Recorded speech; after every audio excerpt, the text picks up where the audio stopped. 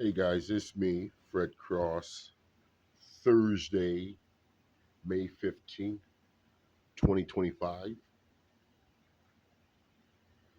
I woke up to this article today. It's kind of mind-boggling.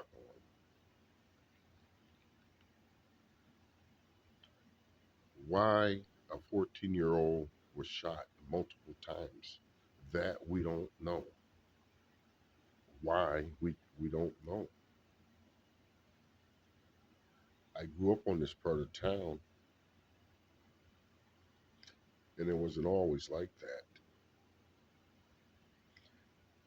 that. Actually, back in the day, when I got here from Florida, I grew up in Brick City, Bricktown projects here in Syracuse. It wasn't like that back then. The most we ever seen was like big family fights. Every now and then, maybe a stabbing,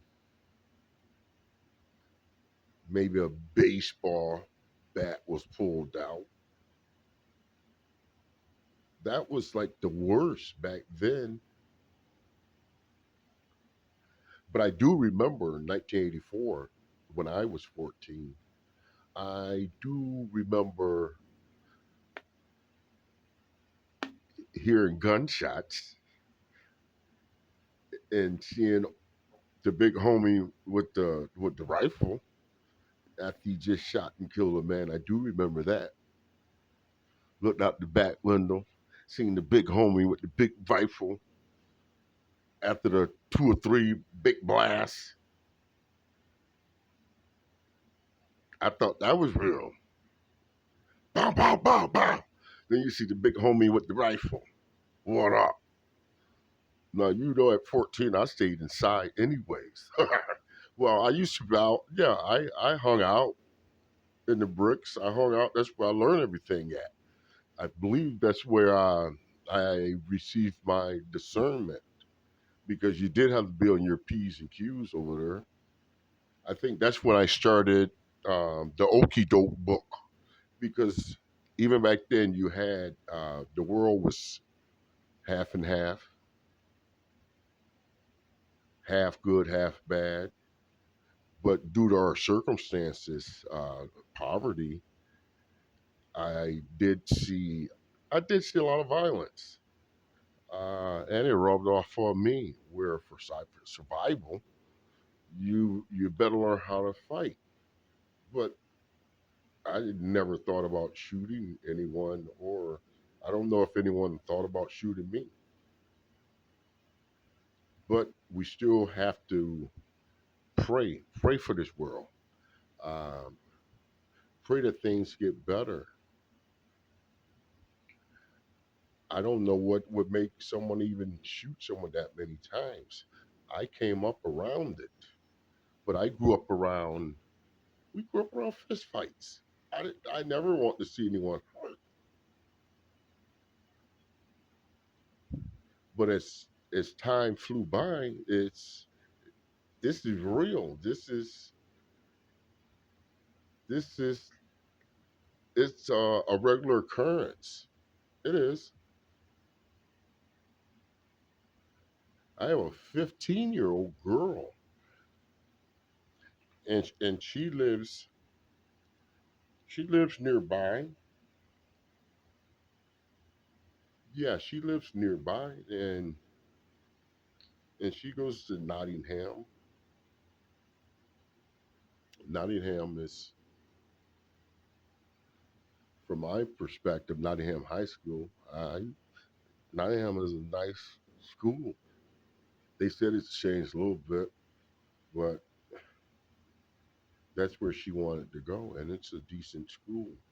And for the most part, there's no school shootings or anything over there.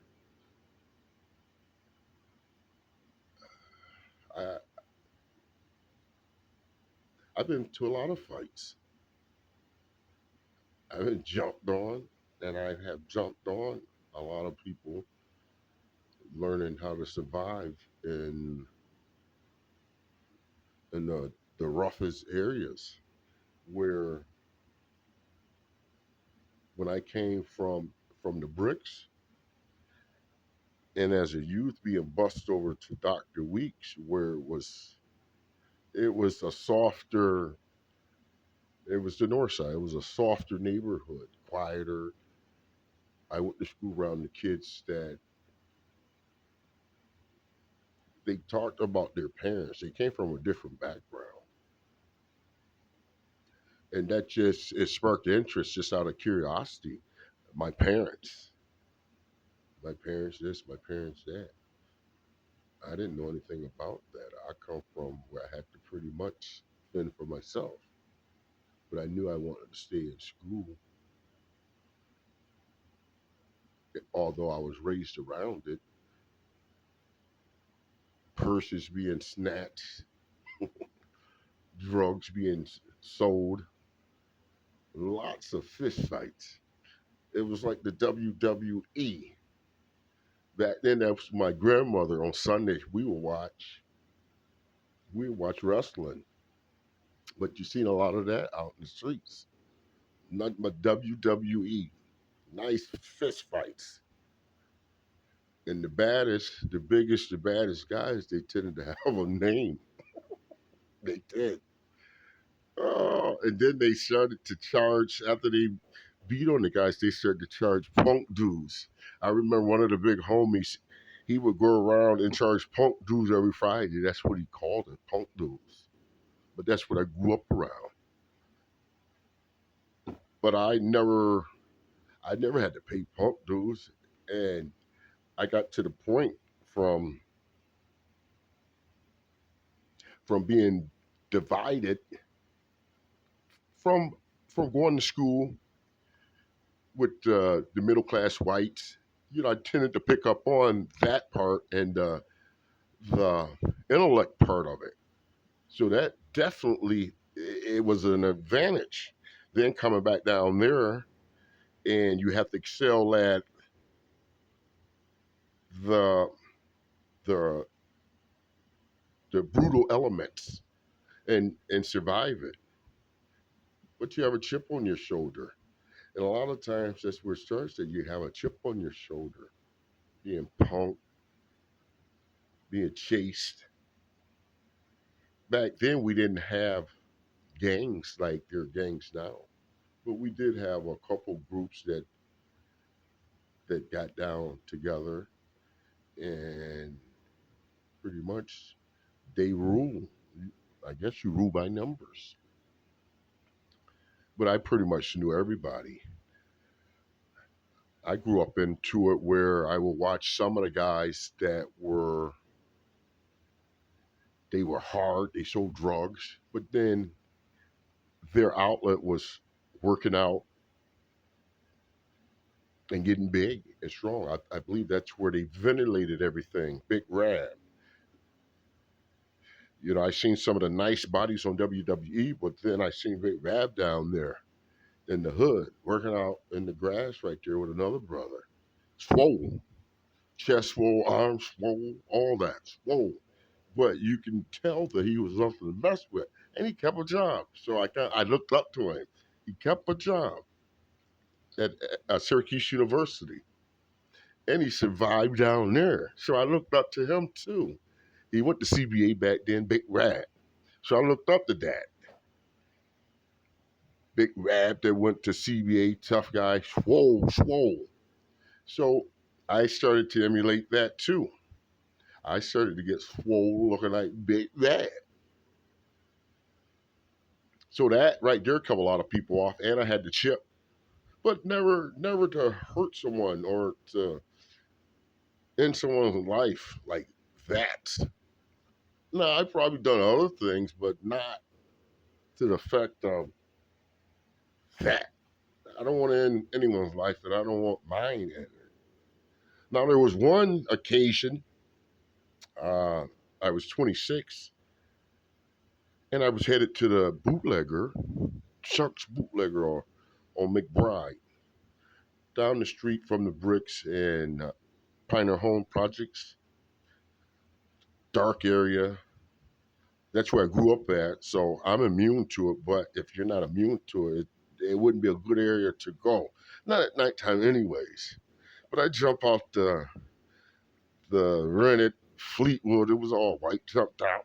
Thought I was going to get my favorite drink, my gin and orange juice. Had my girlfriend at the time in the front seat and a homie in the back seat. Went in to get the liquor. Come out. There's a real big guy with a gun out. Drop it. That was the first time I ever seen something like that. I thought I was in a movie. But at that time, I knew that I wanted to live because I can look in the man's eye and tell what he would have done. You can always look at the eyes, tell everything. Window to the soul. So, of course, I did flinch at him to see if he would show weakness, and he didn't. He had the ski mask on, too. So I dropped it. It was kind of like instinctual, human nature thing. Dropped it, maybe 3,500, 4,000. I dropped it, dropped my key, everything. He said, everything. He said, drop everything. So I dropped everything. But then I looked at him and I told him I need my keys. Grabbed my keys and jumped in the Fleetwood. Busted U-turn. He was in the middle of the road, still counting all the money, grabbing it. It's a lot of money. I tried to run him over, but I just missed him. I'd have knocked him on top of the house. Yeah, I was embarrassed. I was hurt. I tried to knock him on top of the house, but I just missed him. But I took that as a lesson, and that was a lesson. Hopefully, we can start to, as adults, we can start to change the lives of some of the other people that may need our help. This is a message, and this is where I'm starting the message. Anyways, this is Fred Cross News. I'm at the dungeon right now, um, taking it easy. If I can help anyone with anything, if you're having problems, woman problems, man problems, spiritual problems, I've been there and done that. I can probably help you. Uh, so reach out.